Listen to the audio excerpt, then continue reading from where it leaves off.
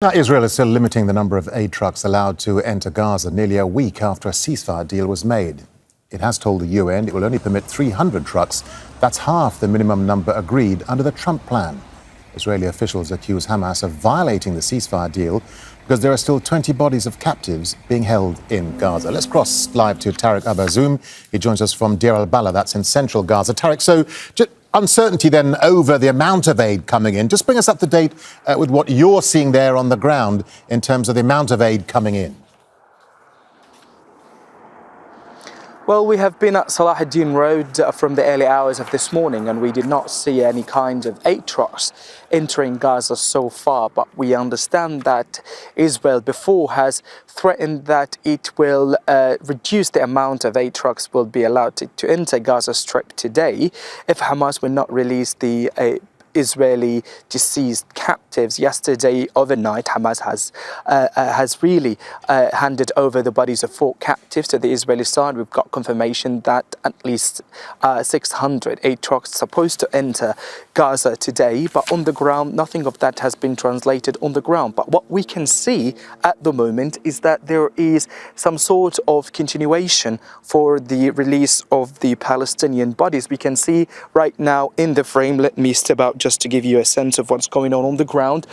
We can see 4 vehicles affiliated to the International Committee of the Red Cross are stationed at a subordinate road very close to Salah ad-Din Road that is leading to the Israeli side. And we can obviously see 3 trucks. 3 body transport trucks are accompanying these vehicles that are supposed to move to Kusufim military checkpoint that you can see in the frame over there, over the horizon. Now, these vehicles managed yesterday to bring at least 45 bodies for Palestinians who have been killed by Israel, and their bodies have been kept inside Israeli side without being handed over to their families. And there has been some sort of preparations being made by the Palestinian Ministry of Health and its forensic teams to identify the bodies of 45 Palestinians, especially for those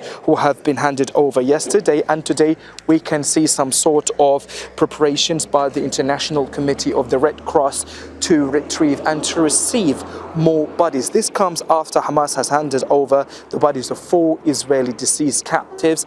And for many Palestinians, the continuation of retrieving Palestinian bodies has been seen as a positive signal regarding the durability of the ceasefire and how both sides are still under the supervision of mediators determined to stick to the terms of the agreement. But what is so essential at the moment is the entry of a humanitarian aid trucks and an immediate and urgent alleviation for the living conditions of families who have been living now without shelter and without adequate amount of food that can guarantee their own survival. OK, Al Jazeera's Tareq Azzoum live for us there in Deir al-Balah in central Gaza. Tareq, for now, thank you. Let's cross to Nour. Odeh. She's live now from the Jordanian capital, Amman, and she's there because the Israeli government's banned Al Jazeera from reporting inside Israel and the occupied West Bank. So, Nour, what more are the Israelis saying about the number of aid trucks they will now allow into Gaza through Rafah? Well, we don't have an official statement yet, but the Israeli Broadcasting Authority had signaled, had a line early on in the morning that the political echelon in Israel has walked back that decision to half the amount of trucks that will be allowed into Gaza today and to not allow the Rafah crossing to open. We'll wait and see on the ground how that translates. Let's just explain why all of that is happening, Darren. The release of the bodies of Israeli captives was going to be complicated. This was known to the Israeli side, known to the mediators, and admitted upon the signing. And that's why the handover of the bodies was not part of the timeline.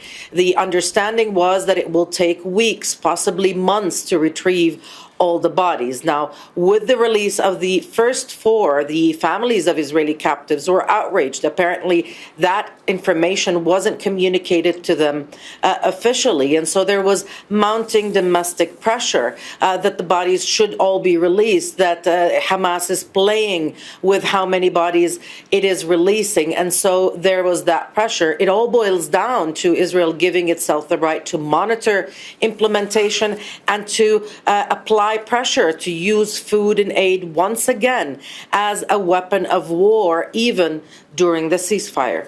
All right, Al Jazeera's Nour Odeh live for us in Amman. Nour, for now, thank you. Don't miss out the full picture. Subscribe to Al Jazeera for reliable news and expert insights. Like, share, stay ahead.